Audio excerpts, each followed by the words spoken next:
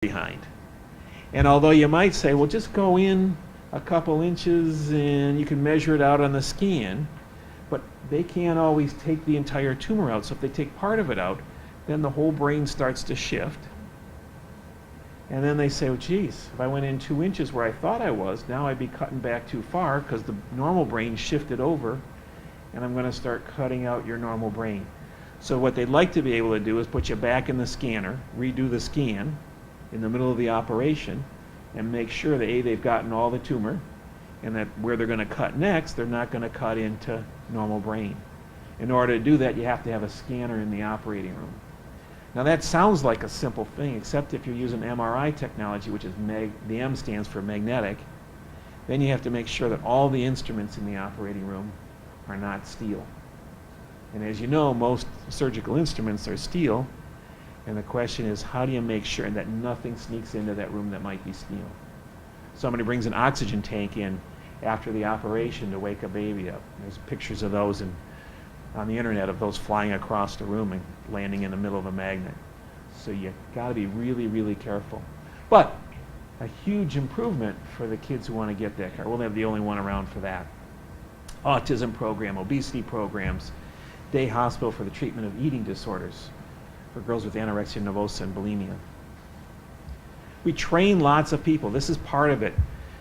The governor, I went to his website to see, okay, what's the governor's priorities for healthcare? And he's worried about the physician shortage. We train large numbers of medical students and postgraduate trainees. You probably heard some about the GME piece on the most recent legislation. We're trying to address those physician shortages. We also train not just physicians. We have a nursing school, as you know, but Mott trains nurses from other nursing schools. So Washtenaw Community College, Eastern, Lansing Community College, Monroe Community College, Wayne County Community College, and I hate to say this, but it's true, Michigan State University sends their nursing students down to Ann Arbor to get training in pediatrics, and we're happy to have them. We also train people from those same institutions oftentimes with occupational therapy, physical therapy, and respiratory therapy. There aren't a lot of places to go to get pediatric training, and we feel that we should provide that type of training location for all these different schools around the state because we're a state resource. It's not just about U of M. We work with Blue Cross Blue Shield to lead quality collaboratives and reduce healthcare costs. You probably heard their ad, how they've reduced costs $232 million. They have 14 collaboratives. We lead 13 of those 14 collaboratives. They didn't give us $232 million, trust me. Oops. Previous. So, governor's also interested in obesity and autism programs. I've mentioned those before. He wants to make a place smoke-free, like beaches. Obviously, our entire campus is smoke-free. He's interested in having body mass index recorded. We do that on every clinic visit. You do your height, weight, and you get a body mass index automatically calculated. And to reduce SIDS, the incidence of sudden infant death syndrome, we've been vigorously supporting a back-to-sleep program, and that's what this is. This is the how to swaddle a baby appropriately so that your baby will be comfortable sleeping on its back, not roll over, put the face on the mattress, have a difficult time, and then die of what we call sudden infant death syndrome. And so you can see these swaddles, or halo-like devices. We use these in the hospital. Now we're going to start giving them out to these moms, the 3,900 deliveries we have each year, so that they have something to go home with in order to keep their babies safe upon discharge so they don't die of SIDS. And Loree is going to talk to you about what we did to build the new hospital, what that looked like, the planning and everything else that went into that. Loree? Thanks, Chris. So Chris just talked about all the great things that we do in our hospital, and this was inclusive of our old hospital. I'm excited to be able to be here today to tell you the process of moving into our new hospital and what that kind of looks like. So the timeline here takes you through about 9 years of programming, meeting with an architect, getting the construction actually completed, planning to move in, and actually moving in. So we started back in 2002, and it's taken us till 2011. We opened our doors on December 4th of 2011. So Here's a bird's eye view of our project back when it was a hole in the ground. I sort of feel like we've born a baby out of this. So it was a hole in the ground, it became steel, and now it's a functional building, all in a short, 9-year time frame. We were the biggest construction site in the state of Michigan at the time that we were under construction. We used Barton Mallow as our contract manager, and at any given time on the project, we had somewhere between 600 to 900 contractors, men, women, working in the building, helping this project get going. So, from old to new, it cost money to build this brand new children's hospital. $754 million was the total cost. Of that, $580 million was the physical construction of the building, the steel, the concrete, the carpeting, all that kind of things. $175 million of that was for equipment, the MROR that Chris talked about, and the different pieces of equipment. But we were committed to raising money as well. So we raised just about $75 million from philanthropic opportunities, and then the remainder of it came from the university reserves. So we didn't come to the state or borrow money. We built this hospital independent. Chris talked about a little bit earlier, and I've talked with some of you about this. It was really important for us to have patients and families engaged in our design. So we built it from the beginning with patient and family involvement. At every design meeting, we had a patient family member. We met specifically with patients and families and said, what do you want in your room? So it was really an important guiding principle that we include that type of interest in our design. We absolutely wanted to be a statewide resource, as Chris already told you. We wanted state-of-the-art technology to the best that we could get it in the building. We wanted evidence-based work. So when we learned about that MROR and how that would help neurosurgeons do it better, it was the right technology, it was the right evidence-based care that we wanted to provide in this building. We also wanted to be seamless and efficient, so we didn't want to go from a really small semi-private room hospital into another hospital that wasn't efficient. So we spent a lot of time looking at who had to live next to each other. So think about if you're a kid with a broken leg. You go to your doctor's office. What are we going to do? We're going to send you to the x-ray to get an x-ray, right? So we on purpose thought about putting the orthopedic clinic on the floor where the radiology x-ray room was. So from a patient's perspective, you go to your doctor's visit, you go just down the hall, you get your x-ray, you come back down the hall to your doctor's visit, and you go home. We actually also put this on a floor with a ramp over the parking deck. So if you're a kid with a broken bone, you never have to go up and down an escalator, elevator, stairwell, you're just on one level. So we try to be very thoughtful about where we place things. We also had a interest of being a green building. So when we walked in today, we heard that this building was a green building. We also had that interest of, from the get-go, making this building as green as we could. We were just recently certified as a silver building, so we're very, very excited about that.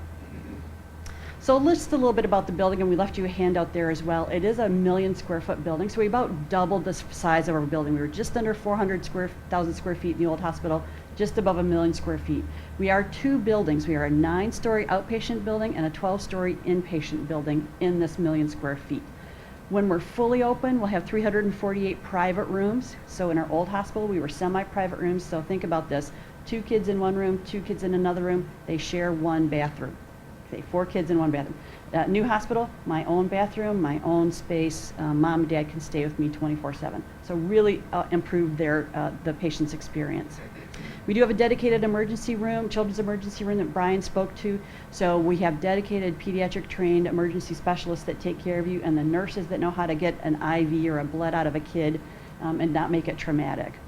We do have 16 ORs. We have that MROR Chris referred to. We have C-section rooms, so we can do cesarean procedures if we need to. And then the MRIs and CT scans and other things. So I'm excited now to just sort of give you a walk through the building as how it looked moments before we moved in. This is, imagine yourself walking through our front door. So this is our lobby. And one of the things we really wanted to do was to have people come into our hospital and go, wow, this is like a really cool hospital, and not feel like a hospital, but know that you're coming here to get care, and it can look like a really nice place as well. So you're greeted with the greet station that you see there in front of you. Heading down where the twinkle lights are down this way is off to the cafeteria. And then the little windows up here, that's our radiology waiting room. So that's one more floor up. You're standing on level 2 in this picture. You're looking up to level 3. Those little windows The very lowest one is about a foot off the ground. So imagine if you're a toddler and you're up into the radiology and you're waiting to go get a test done, you can peek out the window and look down below like you're in a treehouse. So we affectionately call that our treehouse. This is as you're on your way to a clinic, you come off the clinic elevators. We have benches there for you to be able to sit, some nice art glass. We do have some art decorations on the windows. So again, trying to make that very children-friendly environment. This is a labor and delivery room. So you're looking at the patient bed is off to the right here, and then you're looking at that flat panel that Chris talked about. That's the Get Well network. And the Get Well network provides internet access, on-demand games, on-demand movies, patient education, pretty much anything the family or the patient would like. Over to the right, you can see the little isolette. That's where the infant would, after they're born, that's where they would go. So we have a little space for them. This is a general pediatric room. So again, this is a pediatric we take from newborn to about 20 years old. That's the kind of patient that would be in this room. Every patient has a window, so you can see the window towards the back of this picture. Private bathroom you can see. The little orange here, this is actually a closet. So if you open the door, the families can hang their clothes or put their belongings in that area. What's really cool about that front, it's also magnetic. So you'll see on the picture, we've put a notes up there with magnets. The other thing that's really cool about it, it's a marker board. So we have markers behind the door, and I can go in and say, Loree's your nurse today, Chris is your doctor today, and families can leave notes on that. So I really tried to, those pieces of having a whiteboard, we really tried to incorporate into the design of the room. So I don't have to have a separate little whiteboard that says Chris and Loree are your staff today, but I can write it right on the wardrobe. So it becomes a functional piece of the room as well. One more thing I'll point out here. What we heard from our families is they really, really wanted to have a refrigerator of their own in the room. So this is a little dorm-style refrigerator that the moms or dads or family can put their food in their patient's room. So one of the things we heard we really wanted to interest. Imagine yourself standing at the end of a hallway and as you're looking down the corridor. So this is just showing you, you see a nursing station, a patient room, a couple of protective cabinets, and then another room, another isolation, or another alcove for the nurse. So that's just what our corridors look like. This is the newborn intensive care unit. So those newborn babies that come out prematurely, a big change for them. They went from a room with 40 babies in one great big room to private rooms. So again, that ability to give them their own space, shut the door, turn the windows dark, reduce the sound so that they can eat and grow. Those babies, all you want them to do is eat and grow. So a really nice environment for them.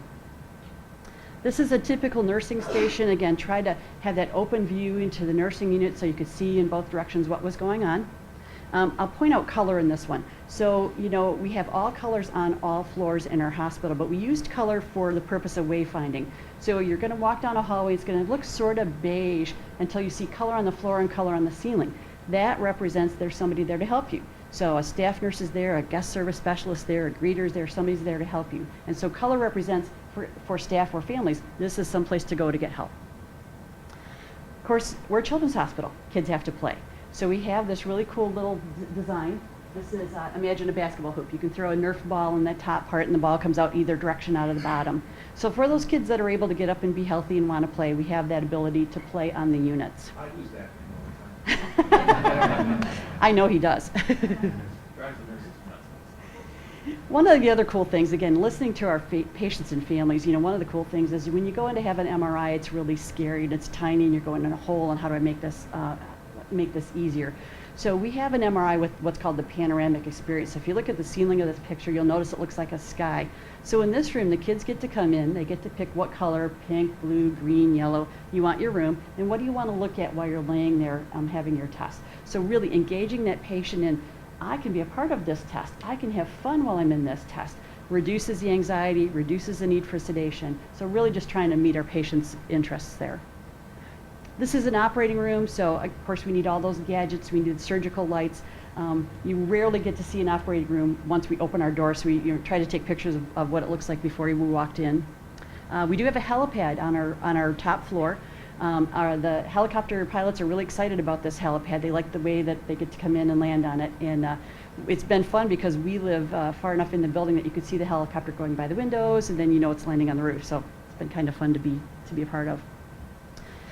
Again, I mentioned that we were LEED certified, so we have a green roof, so this will show you the darker parts here are are actually living plants. We have 70,000 little seedlings growing up there. They're on year 4 now, growing up there. They're in about 24 inches of sod and dirt and barrier to